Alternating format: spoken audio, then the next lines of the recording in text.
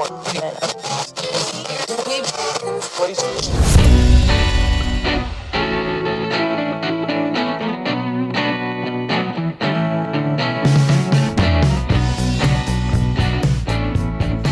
matters. Be heard.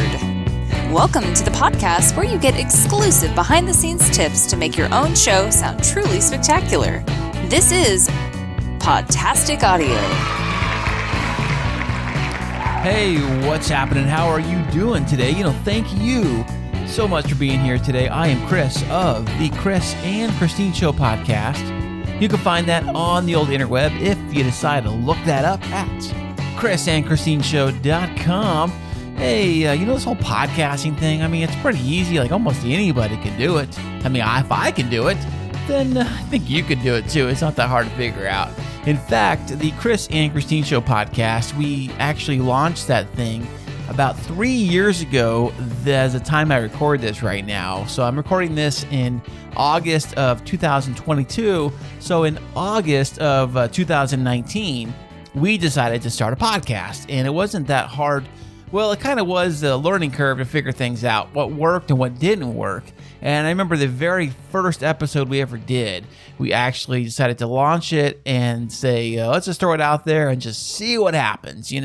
We didn't know much about microphones or much about audio or levels or how to compress the audio or how to level the audio, or we didn't even know how to even put audio on separate audio tracks, really. We just threw it out there in one single mono track, and I saved it as an MP3. I didn't even save it as a WAV file.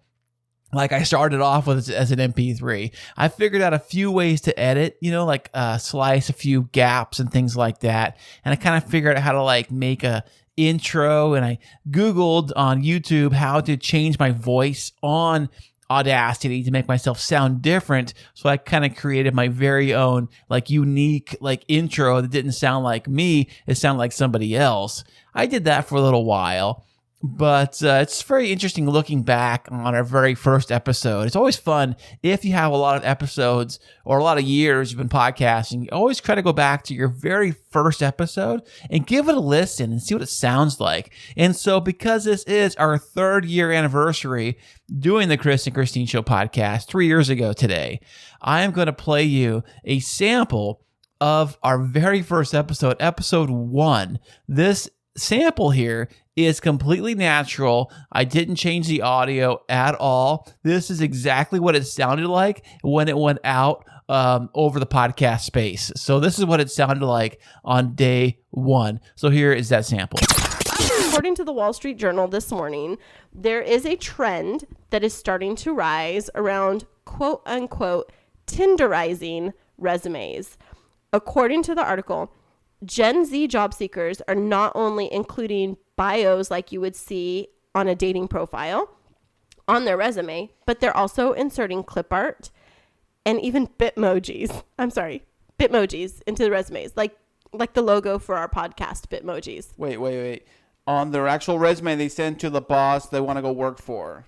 Exactly. Or the HR department, I guess, so to speak, in this day and world. But so they put a Bitmoji of themselves, like a cartoon picture of themselves. What kind of Bitmoji do you think they would actually use for that? I don't know. We went through a lot of them when we were choosing the logo for our podcast. Do you think it's the one with the coffee cup with a heart on the front of it? Or do you think it's the girl? I was thinking maybe the one of where the guy's half asleep and he's trying to get out of bed and he's need coffee. This is me right now, but when I get you to work, I'll be the guy that's jumping out the window all yeah, I'm ready to roll. I love or the that guy one. with coffee or too much coffee. It's this is me before, this is me after. Do they actually send pictures too with their thing? They actually, I saw a sample of these resumes during my research for this podcast today. I was looking through some of the samples that they linked into the article, and there's this one of a guy, and it's like a professional headshot, and then underneath it's enjoys walks on the beach, hiking, rappelling, creative, innovative. This is his resume, right? His resume. This is I said, it's Tinderizing. Was this for was he shoot a job for a freelance photographer or anything like that? No, it's not like we're watching House Hunters. Oh, I love that show, by the way. I love that show about how, like, the couple is like a freelance basket weaver on the beach, and the mother, by the way, they have like 3 dogs, and their price range is like $2 million, and you know they're Right. just So this is like not that kind of a job. These are people that are going for corporate positions. The guy really? that I was looking at was going for something in a corporate field, and one of the skills that he noted was creativity and innovation, such as the creation of this resume on Adobe Photoshop. Wow, that's impressive. You know, Right. I'd hire him in a heartbeat. Right. Yeah. The fact that he can actually create a resume. So, I mean, the language that's starting to be infused into these resumes is more in alignment with what you would see in those snippets on the swipe right, swipe left kind of dating apps. And so one of the things is that when these Gen Zers were asked why they were doing it, the resume writer said this is their only way to stand out from other candidates. Now, I really want your opinion on this. Actually not having talent for the job, that's not standing out? I see. That's what it just kind of threw me for a loop, because it was, do you have to have something like? And as you can tell, yeah, you know, it's sounds a little different, doesn't it? We sound different. I mean, I sound different. I think our show sounds different. You know, I mean, that's the thing when podcasting, we just threw it out there and just see what happens. And not everybody starts off like with the best gear and the best sounding show. I mean, your first episode, it's never going to be the best. So don't wait and delay. Like, some people will delay their episodes because they're waiting for like that, they want the big launch, or they want something spectacular. They want the show to sound amazing right out of the gate, like have the best sounding guest or have the best sounding equipment or whatever right out the gate. For us, it was always like, hey, if we can learn by doing it, the better we're going to get, the more we do it. So it's kind of like riding a bicycle, you know, like your first time on a bike, you're not going to be doing tricks and jumps and things like that the first time you get on it. You got to pedal, you got to keep it balanced, you got to keep it moving. And for us, the podcasting was the same way. And also too, we didn't know like how long we were actually going to keep podcasting. We thought maybe we try 5 episodes, maybe 5 episodes at the most. And then after that, we probably just cancel the show and say that was a fun little hobby thing we decided to do. So it was fun. We're good. But for surprisingly, after that first episode, we got some response back by people that like weren't related to us. Well, coworkers of Christine heard it and they said it was really good. Like one guy told us that he's listened to a lot of different podcasts and he said ours was good. And I was kind of scratching my head like, really? Like our show was good? I was like, we were just messing around in the master bedroom with a couple of microphones, like plugged into the computer, kind of got it working, you know, with a free software. And I'm like, really? You think ours is great? So because of that, it kind of like gave me a little boost thinking that maybe we're on to something, you know, like perhaps we actually can keep going with this podcast and see what we can do. So we kept going a little more. And then eventually I said, Christine, I think we should upgrade the gear to a regular like audio interface. I think we should get better microphones than these cheap $20 USB microphones. You know, I think if we just upgrade the gear just enough to help us create the content better, give us more confidence in the way we're speaking, and get rid of that stupid latency delay we keep hearing in the headphones, which is causing that slurring sound, that delay sound. I said, if we just upgrade this stuff, and I'll find something that works within our budget. It doesn't have to be super expensive. And I knew nothing about the Rodecaster Pro. I knew nothing. The Zoom PodTrack wasn't even available yet. I mean, there was lots of other interfaces. I Googled those and I came across the one we use today. It is the Behringer, the 404 interface. It's not very much. It's like $170, maybe $200 the most. You hook up 4 microphones, XLR to it. So plug that thing going, you know, get the headphones going on that.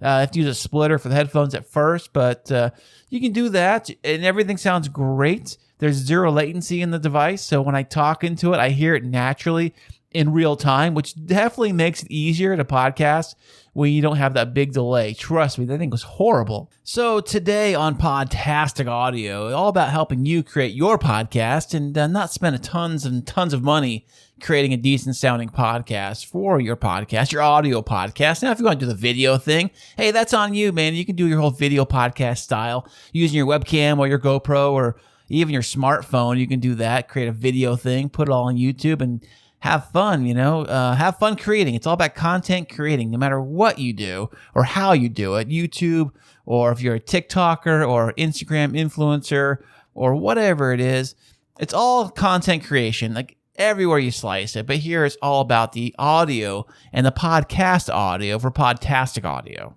So if you have a podcast, and I'm just assuming that you do, one thing everybody tries to do is promote their podcast like anywhere they possibly can. I know that on Facebook, there are those like Facebook groups, and you go into the group, and one thing that the group, host of the group, I guess, he always says, hey, make sure that you don't spam, or if you mention anything about your podcast, you automatically get kicked out of the group. It's kind of a thing that they do. Like, they don't want any spamming going on, because people come into the podcast like, hey, how you doing? Here's our podcast, and just drop it out for everybody, because I know you want to share your show. Like, we all want to share our show, like, with anybody and everybody. But I do know that when you're out, like, in public, like at the grocery store or church or anywhere you're actually meeting people, maybe school or work or something like that, you easily can mention your show and you can share your show very easily. But for some reason, I don't know why, we always kind of feel very kind of like timid about sharing our podcast with people in the real world, like in person, face to face, because I think that becomes more real. The whole podcasting thing is that I'm doing this here and you can't see me and I can't see you. So there's no like real face to face. I kind of hide behind the microphone and say what I want to say. And you can listen to it in the privacy of your own home or your car or whatever. But when it comes to that face-to-face interaction, that's when it becomes kind of real. And you're like, oh, yeah, you over there and me over here, we both see each other. Now we're talking to each other. So how do we make that whole interaction to where I share the podcast with you in the real world, but not make it so awkward and make it very easy? Well, one thing, if you do actually meet a person in person and talk about your podcast, what you really should have with you at all times, I would say, are podcast business cards. Now, they're very cheap to make these things. I went on Vistaprint, which allows you to create your own template, how you want to design it. You can throw your podcast logo up there, which I would assume you'd want to do, your website, all that fantastic stuff. You can put that on the business cards, keep them with you, your wallet, your car, whatever.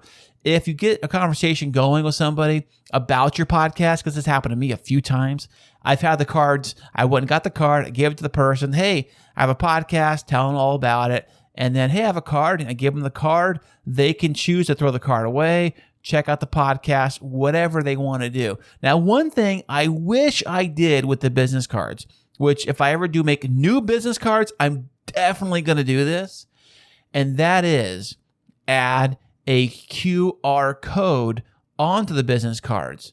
Now, you're probably thinking, Chris, I've seen these QR codes like on restaurants. I've seen them like everywhere. They've really blown up in the last like 4 or 5 years. These QR codes are like everywhere. So what is a QR code? Well, by definition, a QR code technically is just like a barcode that you'd find on any product, like a box of cereal. There's a barcode on there or something, when you scan it at the register, it pops up on the register identifying what that item is. It's a code of numbers. Now, a QR code, which stands for Quick Response Code, which is basically a regular barcode, but like on steroids and souped up. It's like a super advanced version of a standard barcode.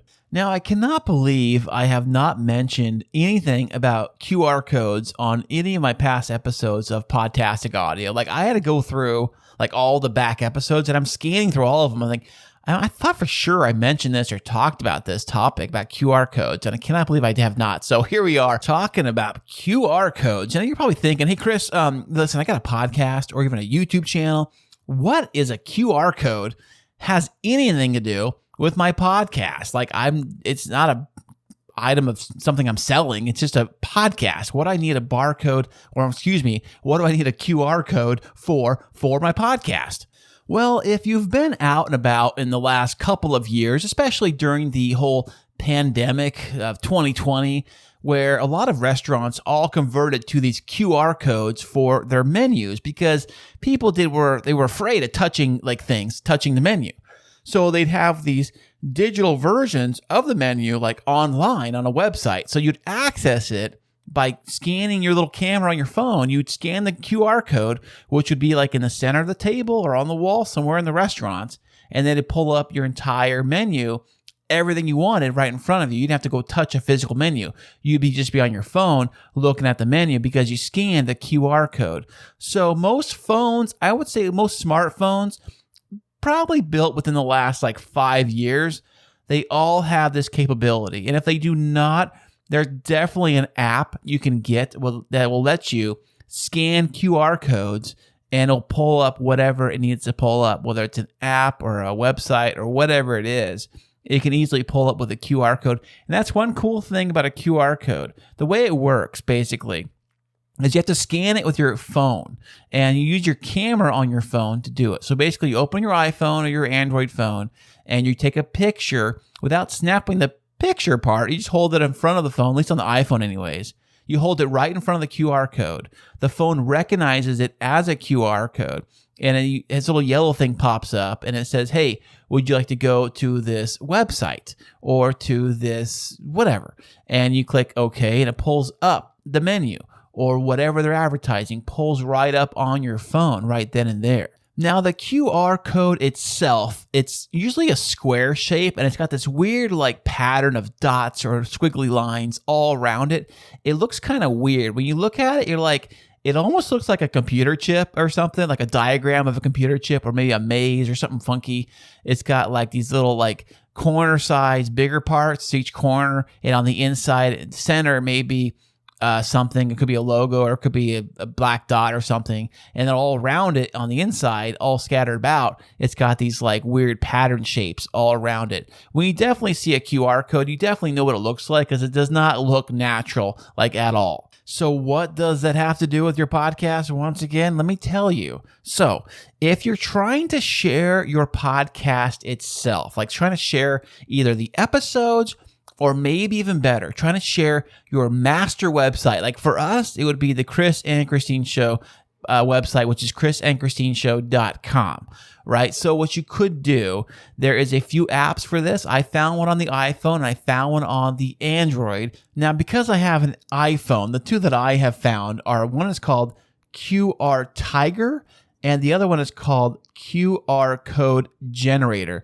Now, basically, they do virtually the same thing. What they do is they create an actual QR code for you for whatever it is. Say, for example, it's an Instagram feed or a YouTube video, or it's your Twitter or your Facebook. Now, I do believe on Instagram and definitely on Twitter itself, they will create your very own QR code for you. It's in the settings. If you go onto your Instagram page, you pull up the settings section. I think it's to the left of the page, and there will be a thing that says QR code. You can create your very own QR code for your Instagram or your Twitter right then and there, and you can customize it a little bit, change the color and things like that. That will create your very own QR code that you can now share in the wild, in the real world, with somebody to scan with their smartphone, and they can pull up right to your Twitter account or right to your Instagram page. Although this does not quite work out quite the same if you're viewing that QR code on the device that you need to take the picture with. I found it a little tricky to do that way. It's easier to share links, if you're on Twitter and you want to share a link to your episode, it's probably best to just put the actual www. whatever the thing is, right there in the Twitter feed. That way somebody can just click on that and get to it that way. What I'm talking about is, say you're out in the real world and you run across somebody with your podcast, you got your business cards all ready to go. So on the business card itself, you would put the actual QR code. So the person holding their smartphone, because most people have smartphones, all you have to do, they'd have to like aim the phone camera at the business card, and automatically on their phone, it will pop up either your Instagram or your website, or even pop up like say Spotify or something, to where your account, like your whole show is listed. It pops it all up right then and there. So it makes it super easy and convenient for them. Because you got to think about it. People, I mean, if you tell them your website, or if you have your website written down somewhere and they see it and they glance at it, they're like, what is that thing again? Oh, is it something, dot something? Was it .net or .com? I don't remember.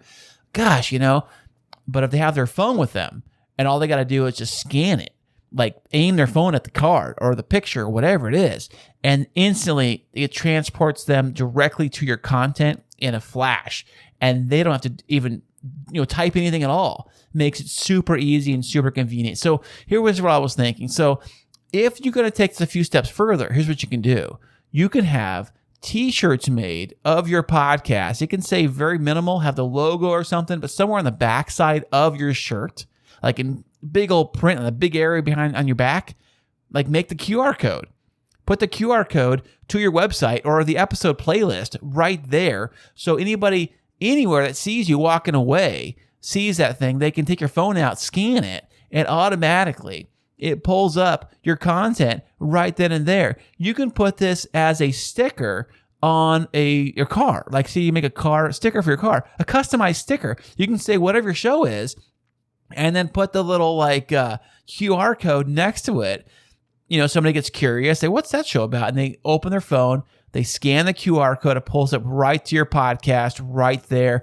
And you did not even have to talk to them. It just was right then and there. It makes it super easy. So if you want to get your podcast out there and people to click on your podcast, you have to really put it out there, but make it super easy for the person on the other end to consume it and to access it. That's what we really want to do. Make it really easy for them. The easiest way you can do, other than grabbing their phone out of their hand and typing it in and say, here's my podcast. Instead of doing that, if you had a QR code, that's all they had to do was just scan it with their camera, and it pulls up whatever you want it to pull up. I would suggest, if possible, trying to make it pull up a page where it has all of your shows, like all of your episodes laid out in a row. Or you can have it scan your master website or something like that. I was kind of thinking about that too. Like if you had one shot to get somebody to click on something, what would you have them do? Would it be clicking on your Instagram? Would you have them click on your YouTube? Would you have them click on a website? Would you have them click on a list of actual shows, maybe Apple Podcasts or Spotify or something like that?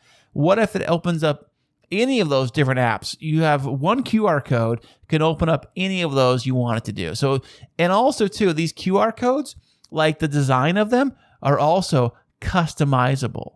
On the app I was just telling you about, the Tiger QR code app, I was playing around with that, and it lets you actually create your own QR code with your own logo, like in the center hub of the QR code. And you can change the color and change the pattern a little bit. Like instead of dots, you can go like little diamonds. Instead of diamonds, you can do little like lines or different squiggly things. You can kind of customize it how you want. I mean, it's only so much you really can do. I think you can actually, if there's a paid version of that app, I do believe it'll let you do like multicolor. Like check this out. Like the top half is one color and then it fades into a bottom half on the QR code itself. So the QR code itself is like a piece of art. And remember, they always see you before they hear you. So what that means is your artwork for your show has to look fantastic. Even if you're doing a YouTube channel, the thumbnail for that episode needs to look great and amazing. Something spectacular, because the artwork alone, in most cases, is what they're going to see to click on your show. Like, oh, that's pretty cool. Let me click on that. Based on whatever the content is in this subtitle or title. It could be no matter what it is. They're going to look at you first before they actually push play. Now, if your QR code looks pretty cool and it looks like a cool thing, like you want to go check this out. Like, I want to check that out. That's pretty cool. And you click on it and they're like, oh, there's your show. And everything's right there in front of them. That's why I say it's very important. I can't believe people don't do this, is that you should really be making individual episode artwork, episodes for each episode, not just one master like your show artwork for your podcast and have that for every episode. No, I'm saying for each episode, it should have its own thing, like separating it from the rest, because some players actually show that on the screen. So when you're looking at your podcast player and you're playing the podcast, it's going to show a unique piece of art that you created for that episode. I've been doing it for the Chris and Christine show for like forever. And I just started doing it over here on Podtastic Audio just to give that little spice, just a little flavor that this episode is unique, and because they really look at things before they listen to them. So once again, if you want to have a very easy and convenient way to advertise your podcast out in the real world, is I would say create a t-shirt and put the QR code on the back of the t-shirt or the front, doesn't really matter, I guess, somewhere on there where people are going to see it and be able to scan it. I would say the back probably, because if you're a female and you put it like right in the front and then someone's taking a picture of your chest, that's kind of weird, you know? It's kind of creepoid. You don't know if they're taking a picture of you or scanning your barcode or what's going on. So I would say put it on the back probably is the best place to put it. That way, they don't have to be like, they're just taking a picture of your back, of your QR code. It's not like in front of you or whatever like that. Now, if you meet them in person, you're like, hey, I got a podcast, whatever, you can do this quick little turnaround. Here's a QR code. Here, get your phone in, take a picture of my back. Boom, there you go. And then they have their podcast. Because you want to make sure it's very simple for people to consume your content. Very easy. It's all about making it super easy for the listener to get access to your content. Don't give them a bunch of roadblocks and a bunch of hoops they got to jump through. If you put more hoops into getting to your content, by the time the listener gets to there, they may already given up. You know, they're like, I don't want to deal with all this stuff. I got too much going on. I don't want to deal with all the crap. So once again, you know, creating a QR code for your podcast is a very simple and very easy thing to do. With a few apps out there, you can do it. You save it to your photos, and then you can, from that, you can create your very own like t-shirt, merch, mugs. I mean, stickers for your car, that'd be the best thing to do. If you get a sticker made for your car, like on your back window of your car, whatever you drive around, people can do that and scan it wherever they see it. You just never know, like, who is your, you know, next listener of your podcast. It could be the guy down the street. This is just a very simple way to possibly get more listeners to your podcast. Now, you're not going to get everybody that scans it. Not everybody's going to like your show. Not everybody's going to like your content. Not everybody's going to like you. It's just the way it is. But if you don't know, if you don't try. So I would say make a QR code and just see what happens. So this has been fantastic. I want to say thank you once again for listening today. I really hope that you learned something. And if I brought you any kind of value, like at all, please share this podcast. Please share this episode. It's very simple to do. Just like hit the little share button. Like every player pretty much has something like that on there. You say, hey, check this out. Hey, Joe, you got a podcast, right? Yeah, here, check out what Chris had to say today. And you just hit the little share button and you send it right over there. Now, if you want to get a hold of me, you always can hit me up at podtasticaudio@gmail.com, or, you know, if you, more of a social media kind of person, you find me on Instagram and Twitter, both under Podtastic Audio. And you keep on making your amazing audio for your fantastic podcast you got going there, and I'll catch you next week.